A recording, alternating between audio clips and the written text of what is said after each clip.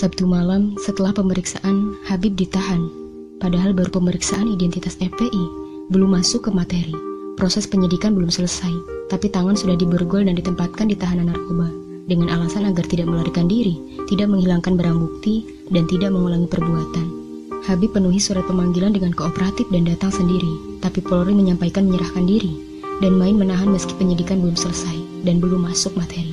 Bukankah seharusnya menyelesaikan penyidikan terlebih dahulu kemudian ke tahap pengadilan? Disampaikan bahwa Habib ditahan karena melanggar prokes. 5 lainnya dikenakan pasal 93 Undang-Undang Nomor 6 Tahun 2018 tentang kekarantinaan kesehatan. Apakah Petamburan masuk ke daerah kekarantinaan? Tak cukup pasal tersebut, ternyata dilayangkan pasal baru, khusus Habib, dikenakan pasal 160 KUHP tentang penghasutan untuk melakukan kekerasan dan pasal 216 KUHP tentang menghalang-halangi ketentuan undang-undang. Apakah Habib melakukan penghasutan tersebut dan menghalang-halangi ketentuan undang-undang yang dimaksud? Sejatinya, pasal 160 dan 216 ini merupakan delik material dan harus ada akibat yang konkret.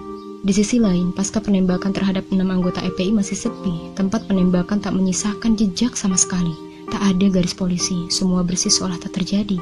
Saksi mata yang memandikan jasad korban sudah menyampaikan dengan sejelasnya, keluarga sudah menyampaikan dengan dukanya, bahkan barang handphone yang dimiliki korban tak pernah dikembalikan. Kemudian kasus korupsi yang ditangkap dalam 2 pekan waktu itu, seolah membias dan tak dipertontonkan kembali. Bagaimana keadilan di negeri ini?